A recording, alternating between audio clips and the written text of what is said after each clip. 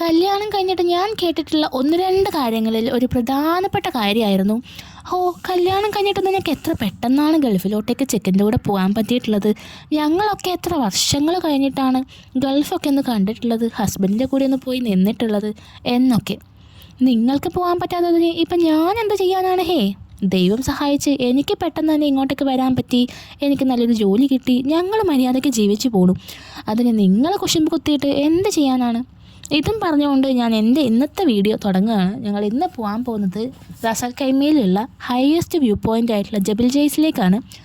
അപ്പോൾ വൈകുന്നേരം ഒരു 8-8:30 ആയപ്പോഴാണ് ഞങ്ങൾ റൂമിൽ നിന്ന് വിട്ടിട്ടുണ്ടായിരുന്നത്. അവിടെ പോയിട്ട് ക്യാമ്പിങ് ചെയ്യാമെന്നുള്ളൊരു ഉദ്ദേശത്തിലായിരുന്നു ഞങ്ങൾ വൈകുന്നേരം വിട്ടിട്ടുണ്ടായിരുന്നത്.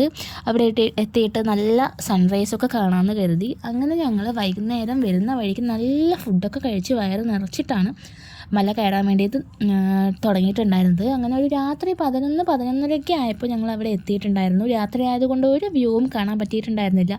ഇത്രയും വലിയ മലനിരകൾക്കിടയിലൂടെയാണ് കയറി ഇവിടെ എത്തിയതെന്ന് ഞാൻ രാവിലെയാണ് അറിഞ്ഞത്. രാവിലെ എഴുന്നേറ്റ് നോക്കിയപ്പോൾ നല്ല സൺറൈസൊക്കെ കാണാമെന്ന് കരുതി നോക്കുമ്പോൾ സൂര്യനും ഉണ്ടായിരുന്നില്ല, ഒന്നും ഉണ്ടായിരുന്നില്ല. അപ്പോൾ വന്നത് 3G ആയോ എന്ന് ചിന്തിച്ച് നിൽക്കുമ്പോഴായിരുന്നു അങ്ങനെ എത്തിയപ്പോഴാണെങ്കിലോ നല്ല കണ്ണി കുത്തി കയറണ വെയിലും നല്ല സൂര്യനും ആയിരുന്നു. അങ്ങനെ ഞങ്ങൾ വ്യൂ പോയിൻ്റൊക്കെ ആസ്വദിച്ച് ഇങ്ങനെ നടന്ന് കളിച്ചു.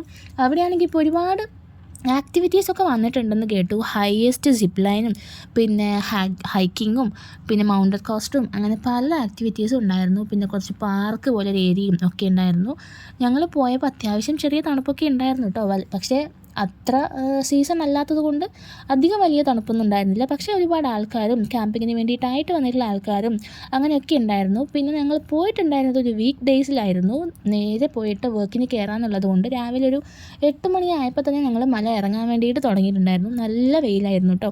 ഇത്രയും വലിയ മലനിരകൾക്കിടയിലൂടെ ഇത്രയും അടിപൊളി ഒരു റോഡ് എനിക്ക് നല്ല അത്ഭുതം തന്നെയായിരുന്നു കേട്ടോ. നല്ല അടിപൊളി വൃത്തിയുള്ള റോഡ്, അതായിരുന്നു മെയിൻ അട്രാക്ഷൻ. ഇങ്ങനെയൊരു സ്ഥലത്ത് പോകാനും ഇങ്ങനൊരു ലൈഫ് എക്സ്പ്ലോർ ചെയ്യാനും ഞങ്ങൾക്ക് വേണ്ടി സഹായിച്ച ഞങ്ങളുടെ സ്വന്തം ഹർഷേച്ചിയെയും ഷൈജുവേട്ടനെയും ഞാൻ ഈ ഒരു സമയത്ത് ഓർക്കുന്നു.